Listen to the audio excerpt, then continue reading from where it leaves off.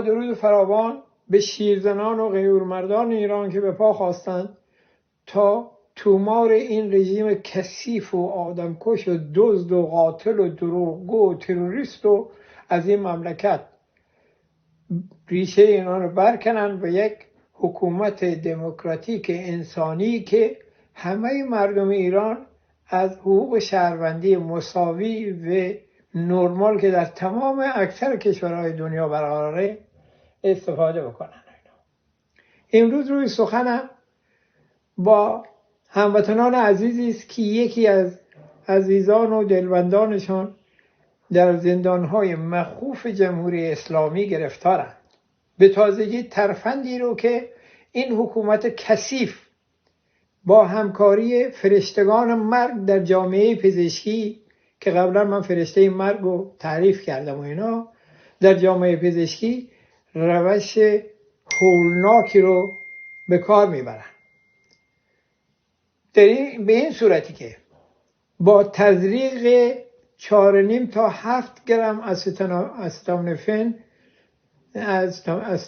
تزریقی و یا پودر شده آن رو در آخرین وعده غذایی زندانیانی که میخوان آزاد بشن، به خصوص نوجوانانی که از زندان آزاد میشن، مخلوط کرده به اونا میخورونن.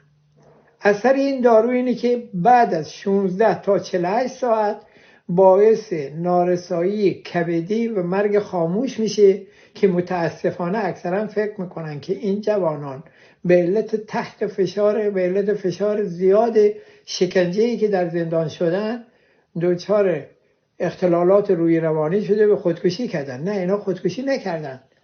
با این عمل کثیف که به راهنمایی پزشکانی که به صورت فرشته مرگ امثال دکتر ناصر سنفروش، دکتر علی اکبر ولایتی و دکتر مرندی و امثال اینها، چون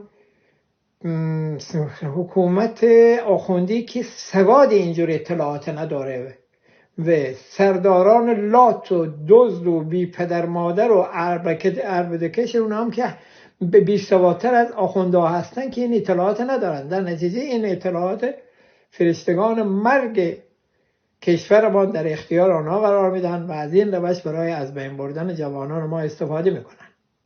راه حل چیست؟ راه حل اینه که بعد از اینکه زندانیشون از زندان تحویل گرفتن، مستقیما به یک بیمارستان یا یک آزمایشگاه مجهز و خوب برن و از اینا آزمایش خون و ادرار و اورژانس به عمل بیارن. اگر جواب مثبت بود، بهتره که سریعا از قرص‌های جوشانی که فرمول آن است ان استیل سیستینین استفاده کنن که ضد این دارو هست و از مرگ اینها جلوگیری میکنه.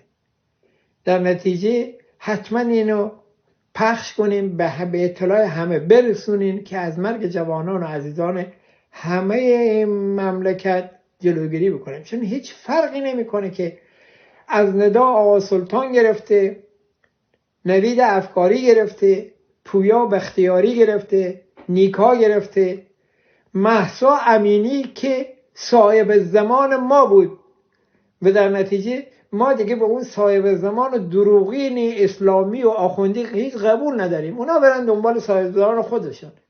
مهسا امینی صاحب زمان ما شده که ما را از این فلاکت و بدبختی جرقه زد به این انبار بارود که ملت به پا بخیزن و این آخوندهای کثیف و با حکومتشون رو به زبالدان تاریخ بسپارن. امیدوارم که همه اینو به اطلاع همدیگر برسونن و از ضایعات بیشتر یا هزینه بیشتر جلوگیری بکنن.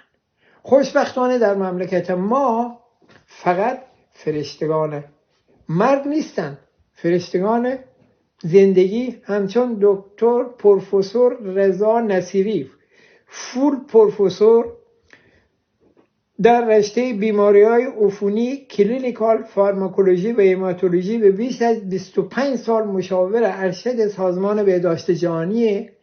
این اطلاعات امروز در اختیار من، این همکار عزیز و هم استانی من در اختیار من قرار داده و من وظیفه خودم دونستم که اینو به اطلاع عموم برسونم و امیدوارم که از این فرشتگان زندگی بیش از بیش در ایران تعدادشون زیاد بشه و فرشتگان مرگ به فراموشی یا از بین برن و اینا.